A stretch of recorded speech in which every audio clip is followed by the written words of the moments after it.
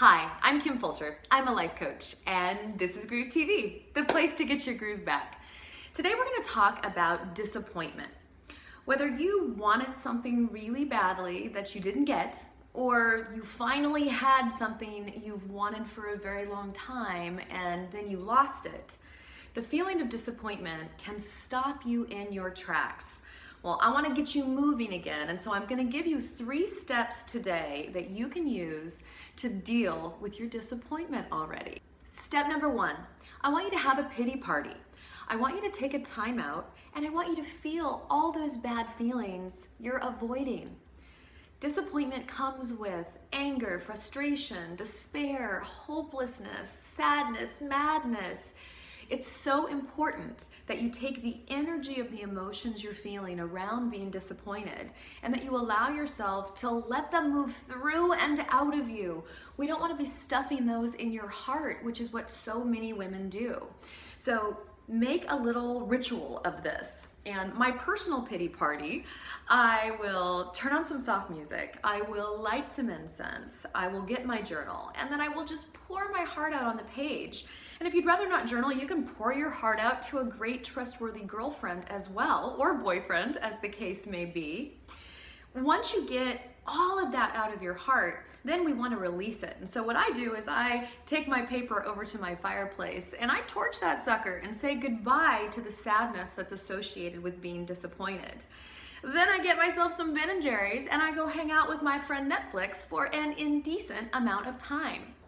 Okay, ready? Step number 2.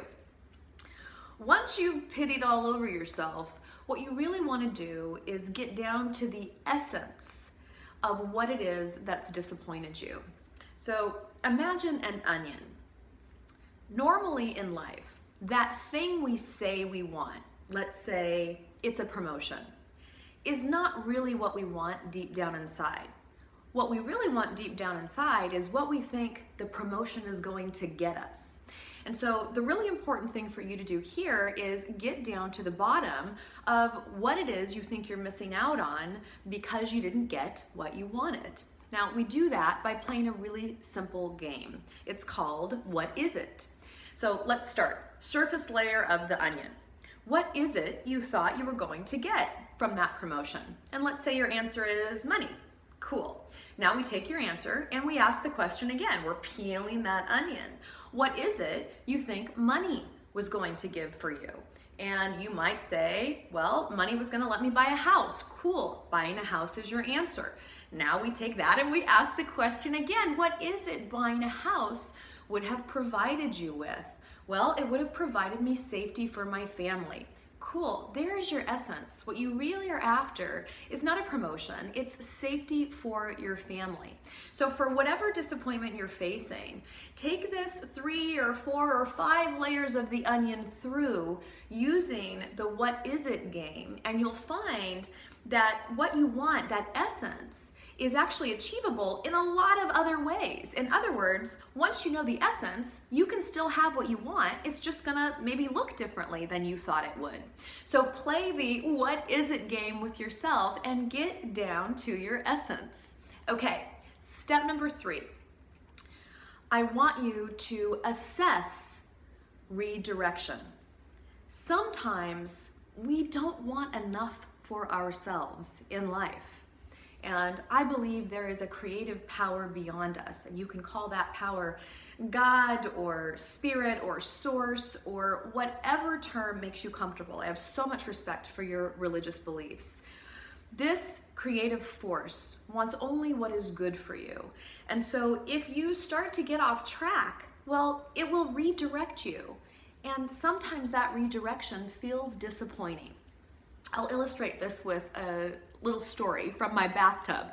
So about a year ago, I had a really disappointing experience and I was reeling and I was feeling very sorry for myself, and I went in to take a bath, which is one of my go-to coping strategies.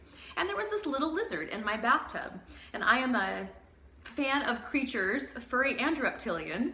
I don't kill critters, so I went about getting him out of my bathtub, and I ended up picking him up. He was so not on board with me picking him up. He was wriggling his little body around in my hand as I walked him out. And I found myself saying, "It's okay, little guy, I got you. I'm just helping you." And then I put him outside and released him. And as I did that, it struck me that it was a perfect lesson for what I was experiencing. What if my disappointment was just redirecting me and I was struggling mightily, just like that lizard, against a creator who was telling me, "Honey, I got you. It's gonna be okay." Now, it's not always the case that our disappointment redirects us, but sometimes it is. So I encourage you to just take a pause and consider whether or not your disappointment might be redirecting you. That's it for the week. If you liked this video, like it below, and please pass it on to someone you think could use a little encouragement. We all need a little bit of that now and then, right? If you're not already part of my community, please come over to kimfulcher.com and enter your email in the subscription box. You'll get a free coaching video and blog every Wednesday, and then come on over to any of our social media platforms on Facebook or Instagram or Twitter or on LinkedIn or on the blog itself in the blog comment section, and let me know what you think. In fact, this week I would love to know, what is your personal pity party formula? Tell me all about it. I can use all the tips you can send my way. Until I see you again, remember that life is happening for you and you totally got this.